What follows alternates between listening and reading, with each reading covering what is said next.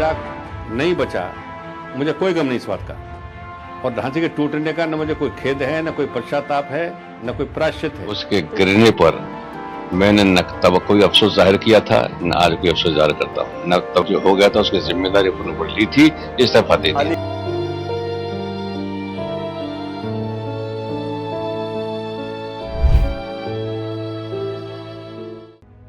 मुलायम सिंह यादव के यूपी के मुख्यमंत्री रहते हुए 30 अक्टूबर 1990 को अयोध्या में कार सेवकों पर गोली चलाई गई। इस गोलीबारी में कई कार सेवकों की मौत हो गई। बीजेपी ने तब कल्याण सिंह को मुकाबला करने के लिए आगे किया। नतीजा ये हुआ कि सिर्फ एक साल में कल्याण सिंह ने न केवल पार्टी को मजबूती दी, बल्कि 1991 में पूर्ण बहुमत की सरकार बना ली। उत्तर प्रदेश के पूर्व मुख्यमंत्री कल्याण सिंह बचपन में ही राष्ट्रीय स्वयंसेवक संघ से जुड़ गए थे। उच्च शिक्षा प्राप्त करने के बाद उन्होंने अध्यापक की नौकरी शुरू कर दी। हालांकि उन्होंने इसके साथ ही राजनीति जारी रखी। आगे चलकर 1991 में वे उत्तर प्रदेश के मुख्यमंत्री बने। कल्याण सिंह का जीवन बेहद उठापटक वाला रहा। राजनीतिकार जानकार मानते हैं कि कल्याण सिंह अपनी कुछ राजनीतिक गलतियों की वजह से बीजेपी के कप्तान बनते बनते रह गए, अन्यथा वो अटल आडवाणी की श्रेणी के नेता होते। पूर्व सीएम कल्याण सिंह पर जब भी बात होगी तो उनके जीवन के इन 5 अध्यायों की चर्चा जरूर होगी। बाबरी, वाजपेयी, कुसुमराय, यूपी सीएम और श्री प्रकाश शुक्ल। सबसे पहले उनके राजनीतिक जीवन की शुरुआत और सीएम बनने की कहानी पर चर्चा करते हैं। सीएम बनने तक का सफर। कल्याण सिंह साल 1967 में जनसंघ के टिकट पर अतरौली सीट से पहली बार विधानसभा पहुंचे और साल 1980 तक लगातार इसी सीट से जीतते रहे। आगे चलकर जनसंघ का जनता पार्टी में विलय हो गया और साल 1977 में उत्तर प्रदेश में जनता पार्टी की सरकार बनने पर उन्हें राज्य का स्वास्थ्य मंत्री बनाया गया। हालांकि 1980 के विधानसभा चुनाव में कल्याण सिंह को हार का सामना करना पड़ा था। भारतीय जनता पार्टी का साल 19 में जब गठन हुआ तो कल्याण सिंह को पार्टी का प्रदेश महामंत्री बनाया गया। अयोध्या आंदोलन के दौरान उन्होंने गिरफ्तारी देने के साथ ही कार्यकर्ताओं में नया जोश भरने का काम किया था। इस आंदोलन के दौरान ही उनकी छवि राम भक्त में की हो गई थी। वो यूपी ही नहीं बल्कि पूरे देश में लोकप्रिय हो गए। इसीलिए साल 1991 में जब यूपी में पहली बार बीजेपी को पूर्ण बहुमत की सरकार मिली तो मुख्यमंत्री कल्याण सिंह को बनाया गया। बावरी विध्वंस के नायक। पूरे देश में तब मंडल आयोग के समर्थन और विरोध की लहर थी, तो वहीं दूसरी ओर अयोध्या में राम जन्मभूमि के लिए आंदोलन चल रहा था। मुलायम सिंह यादव के यूपी के मुख्यमंत्री रहते हुए 30 अक्टूबर 1990 को अयोध्या में कार सेवकों पर गोली चलाई गई। इस गोलीबारी में कार सेवकों की मौत हुई। बीजेपी ने तब कल्याण सिंह को मुकाबला करने के लिए आगे किया। कल्याण सिंह ने इसे मुद्दा बना दिया। जातिगत समीकरणों से पार्टी को फायदा मिला। नतीजा ये हुआ कि कल्याण सिंह 1991 में पूर्ण बहुमत की सरकार बना ली। कल्याण सिंह जैसे ही मुख्यमंत्री बने वो अपने मंत्रिमंडल के सहयोगियों के साथ अयोध्या दौरे पर पहुंचे और वहीं पर राम मंदिर निर्माण की शपथ ली। कल्याण सिंह के कार्यकाल में ही वो दिन आया जब 6 दिसंबर 1992 को कार सेवकों ने अयोध्या में बाबरी मस्जिद ढहा दी। मस्जिद गिरते ही कल्याण सिंह ने नैतिक जिम्मेदारी लेते हुए सीएम पद से इस्तीफा दे दिया। कर्मचारियों का किसी रूप में कहीं कोई दोष नहीं, कोई कसूर नहीं, कोई कमी नहीं।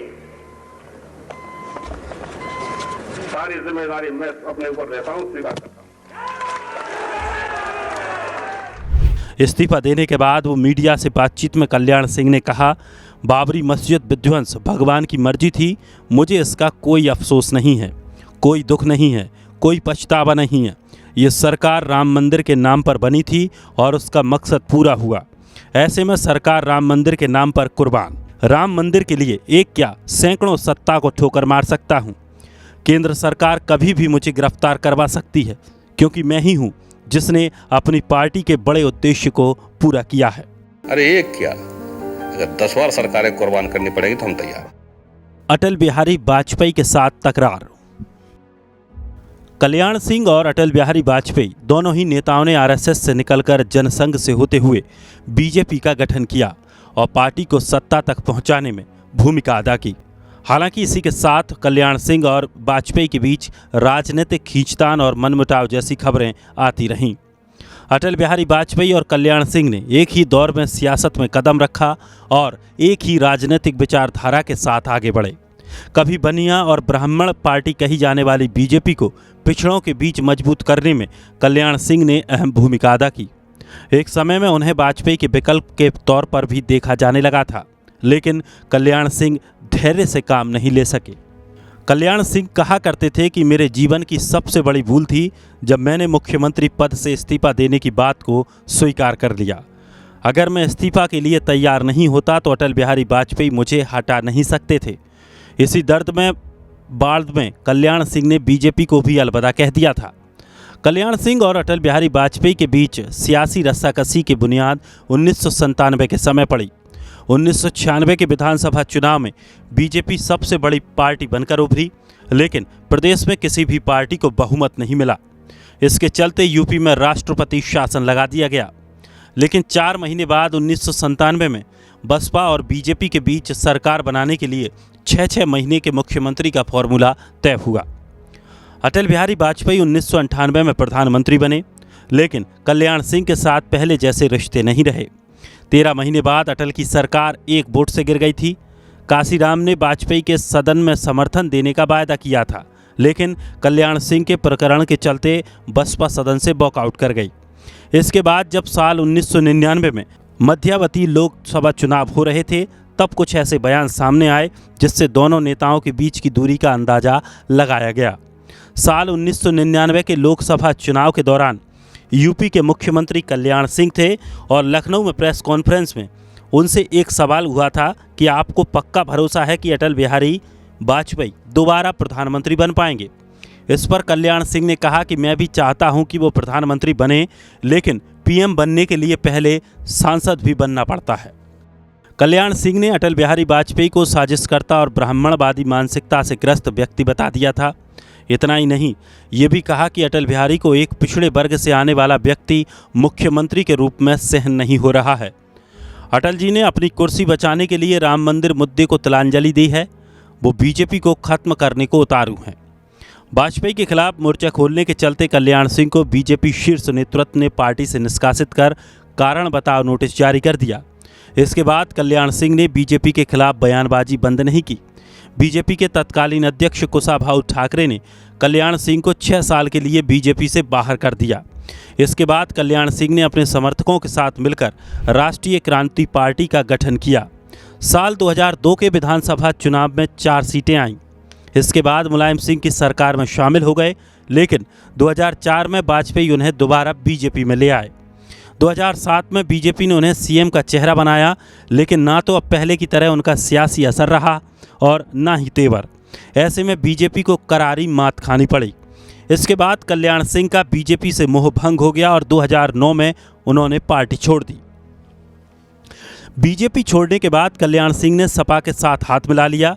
मुलायम के समर्थन से कल्याण सिंह तो जीत गए, लेकिन सपा को करारी हार झेलनी पड़ी। इसके बाद कल्याण सिंह ने दोबारा अपनी पार्टी को मजबूत किया और 2012 के चुनाव लड़े, लेकिन उन्हें करारी मात खानी पड़ी। इसके बाद 2014 में बीजेपी में वापसी की और कसम खाई कि जिंदगी का आखिरी सांस तक अब बीजेपी में ही रहूंगा। मोदी सरकार के बनने के बाद उन्हें राजस्थान का राज्यपाल बनाया गया। संघ और भारतीय जनता पार्टी के संस्कार मेरे रक्त के बूंद बूंद में समाये हुए हैं और इसलिए मेरी इच्छा है कि जीवन भर भाजपा में रहूं और जीवन का जब अंत होने को हो तो मेरा शव भी भारतीय जनता पार्टी के झंडे में लिपट करके जाए। कुसुम राय का कलंक।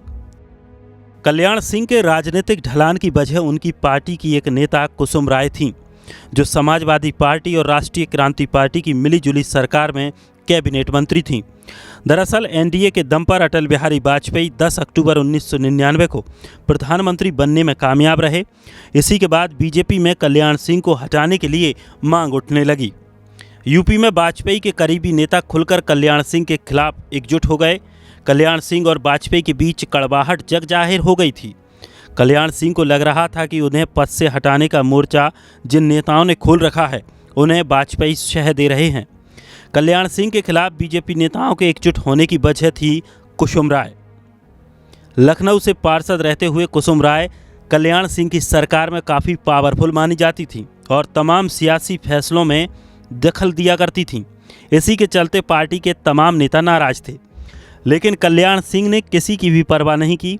हालात पार्टी में ऐसे हो गए थे कि कल्याण सिंह को मुख्यमंत्री से हटाने के लिए बीजेपी के तमाम बड़े नेता एकजुट हुए। ऐसे में कल्याण सिंह के मुख्यमंत्री के बदले केंद्र में जाने का ऑफर दिया गया। केंद्रीय नेतृत्व ने दखल और दबाव के बाद कल्याण सिंह ने मुख्यमंत्री पद छोड़ने के लिए तैयार हुए। 12 नवंबर 1999 को उन्होंने इस्तीफा दिया और उनकी जगह राम प्रकाश गुप्त को मुख्यमंत्री बनाया गया। कल्याण सिंह मुख्यमंत्री पद से हटने के बाद अटल बिहारी वाजपेयी को लेकर बहुत दिनों तक सहज नहीं रह पाए और सार्वजनिक रूप से बयानबाजी शुरू कर दी। श्री प्रकाश शुक्ल ने ली थी हत्या की सुपारी।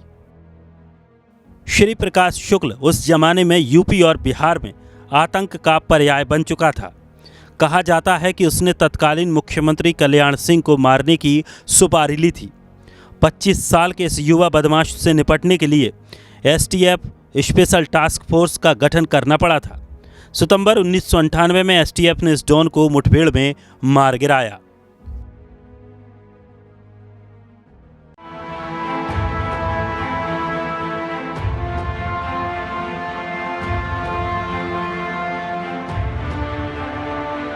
ढांचा नहीं बचा, मुझे कोई गम नहीं इस बात का, और ढांचे के टूटने का न मुझे कोई खेद है, न कोई पश्चाताप है, न कोई प्रायश्चित है। उसके गिरने पर मैंने न तब कोई अफसोस जाहिर किया था, न आज कोई अफसोस जाहिर करता हूँ। न तब जो हो गया था उसकी जिम्मेदारी अपने ऊपर ली थी, इस्तीफा दे दिया।